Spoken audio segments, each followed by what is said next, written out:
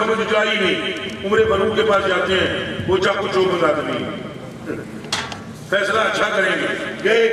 اگو بابے اور قمیض اتاری ہوئی سی، گرمی سی، تحمد باندھا ہوا تھا، اندروں نکل کے آئے بلانے پر، انہوں نے کہا کی گل ہے، انہوں نے کہا فیصلہ کرانا ہے، بابے اور کچھ کہنے لگے یہودی فوراً بول پڑا، اس نے کہا صاحب بات سنو ہماری کہ جس بات کا فیصلہ تم کرنے لگے ہو تمہارے صاحب نے میرے ہاتھ میں کر دیا۔ تو آپ نے اس کلمہ گو کی طرف دیکھا، آپ نے فرمایا یہ کیا کہہ رہا ہے؟ اس نے کہا ہاں اسی گئے سی ہاں سرکار کریم نے گل سنی ہے، تو سرکار کریم نے پوری توجہ لگا لے نہیں سی سنی۔ تو میرا دل ہے کہ میں تو اس گل میں سارے پہلو آشکار کرنا۔ آپ نے فرمایا میں تیرے پہلو سننے کے لیے آتا ہوں، اندر سے آتا ہوں۔ اندر گئے، تلوار لے آئے، ایک کی ماری دوسری کی ماری، جڑا مارے بہت سے، ایک کی وائر سے دھونوں سے جا کے لگی، فرمایا جسے مصطفیٰ کا فیصلہ قبول نہیں تلوار ہی امتی کر سکتی ہے۔ یہ ہے دین کے نمائندے۔ صاحبزادو رسول اللہ صلی اللہ علیہ وسلم کی محبت نہیں تو پیچھے بچدہ تک بھی،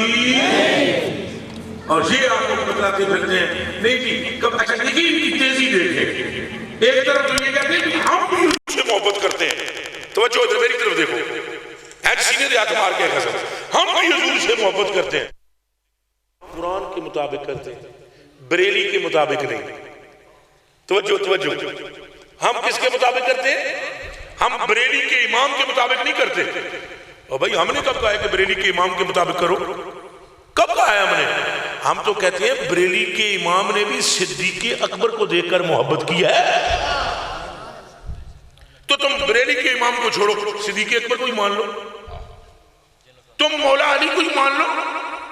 چلو تم زیادہ علی کا نام لے کرتے ہو چونکہ وہ ایک مقام پر زیادہ اہل بیت کی بات کرتے ہیں، لیکن یہ اتنے نوسرباز ہیں کہ اہل بیت کو بھی نہیں مانتے، چونکہ نوسرباز بندہ وہ ہوتا ہے حرامی بندے کا حرامی پر نظر آ جاتا ہے۔ کیسے؟ ایک چور گیا چوری کرنے، وہ اندر چلا گیا جہاں سے چوری کرنی تھی، وہاں سے چوری کی، پوری پوٹلی انہیں بن لی، بننے کے بعد وہ باہر نکلنے لگا، دیوار پہ پوٹلی رکھی، آپ کدن لگا، نکل کے باہر آمن لگا، لت لگی پوٹلی نو، پوٹلی موڑ اندر،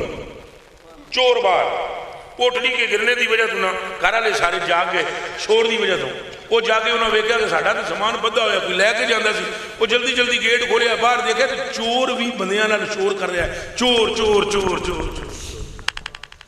چور بندیاں وچ کے کہہ رہے سی چور چور چور چور چور چور چور، وہ بندے کھلو کے انہاں کہ یار حیرت دی گل ہے، سامان چھڈ گئے، چور نہیں، کن دا چور ہے جڑا سامان یہ نہیں سمجھ آمدی، وہ چور وچ انہاں نال رلیا ہے۔ ایک بندہ کہندا یار انج ہویا ہونا ہے، دوجا کہندا انج ہویا ہونا ہے، ہن چور بولیا، اس نے کہا میں تانوں دسدا کنج ہویا،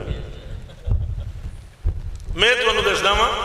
کنج ہویا ہونا، انہاں کہا کنج ہویا ہونا، انہیں کہا چور اندر آیا ہونا ہے، انہیں چیزاں پسند کیتیاں ہونی ہیں، انہیں پوٹلی بدھی ہونی ہے، انہیں پھر مڑ دیوار تے رکھی ہونی ہے، پھر وہ یہ پوٹلی لے جان دی پوری پروگرامنگ جو ہوئے گا وہ دیوار تے چڑھیا ہونا ہے، تے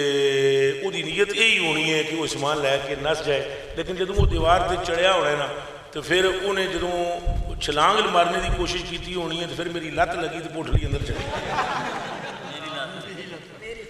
میری لگی۔ اب مرزا جیل میں جیسے کتے کیا کرتے ہیں، وہ ایک طرف کہتے ہیں اہل بیت اور صحابہ کو رگڑا لگاتے ہیں، اور جیسے ہی ان سے یہ پوچھا جاتا ہے کہ یا علی کہنا جائز ہے، حضرت خبردار،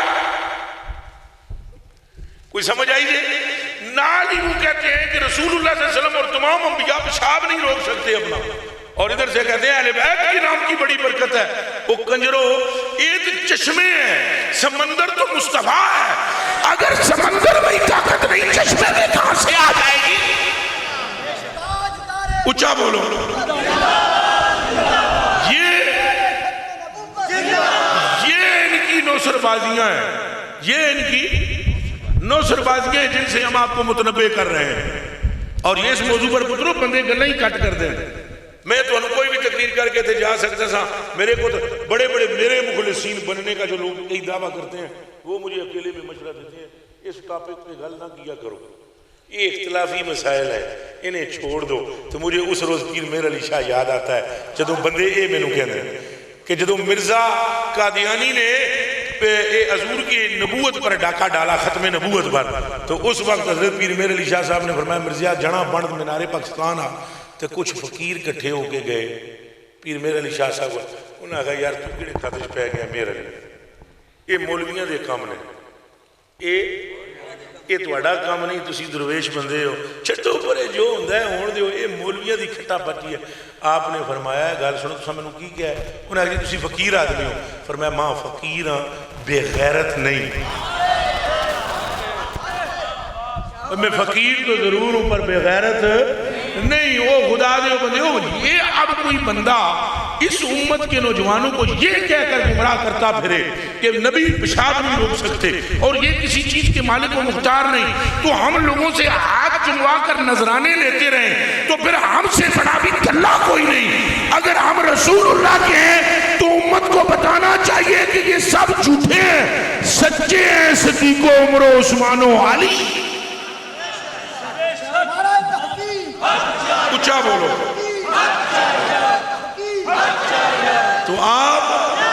تو آپ دین کے نام پر چکروں میں مبتلا نہ ہو۔ یاد رکھنا اگر حضور کی محبت میں کوئی خلل آیا تو کوئی نیکی بھی قبول اللہ علی کہانی بس صرف اتنی ہے، جس کے حضور ہو گئے خدا اس کا ہو گئے، صرف اتنی سی کہانی ہے اللہ کی۔ یاد رکھو تمہیں اگر نشہ یہ ہے کہ ہم خدا کو پانا چاہتے ہیں تو کان کھول کر سن لو، خدا اسے نہیں ملا جسے مصطفیٰ نہیں ملا،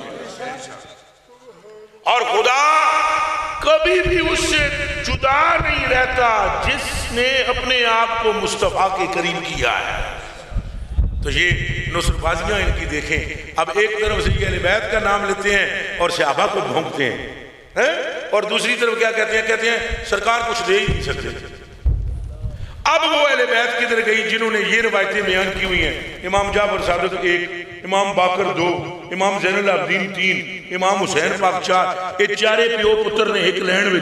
یہ کہتے ہیں کہ ہمارے باپ علی نے ہم کو بتایا ہے، مولا مرتضیٰ علیہ السلام نے رضی اللہ تعالیٰ عنہ نے، انہوں نے ہمیں فرمایا کہ میں نے ایک دن رسول اللہ صلی اللہ علیہ وسلم سے پوچھا یا رسول اللہ اے جڑا اللہ پاک نے ارشاد فرمایا وَلَسَوْفَ يُؤْتِيكَ رَبُّكَ فتردہ، کہ اللہ آپ کو عنقریب وہ دے گا جس سے آپ راضی ہو جائیں گے۔ اس آیت کی تفسیر کیا ہے تو مولا علی فرماتے ہیں مجھے ہاتھ پکڑ کے مصطفیٰ کریم نے فرمایا علی پراوا اس آیت کی تفسیر یہ ہے میں جنت میں پیر بھی نہیں ترنا ادوں تک جدوں تک میری امت دا بچہ بھی جنت تو باہر ہو۔ اب یہ روایت بیان نہیں کرتے، اس کا راوی بھی مولا علی ہے۔ تو جہاں عظمت رسول کی بات ہو وہاں اہل بیت کھٹی نہیں سمجھ آئی، تو جہاں پر کوئی دوسری بات ہو وہاں اہل بیت مٹھی۔ تو صحابہ کو اور اہل بیت کو لڑاؤ مت اور حضور کی شان گھٹاؤ بھی مت، حضور کی امت کو حضور کے قریب کرو تاکہ ادھر بھی بیڑا پار ہو جائے ادھر بھی بیڑا۔ اب آپ کو میری تقریر کا کوئی مطلب سمجھ میں آیا نہیں ہے؟ ہاتھ کھڑا کر۔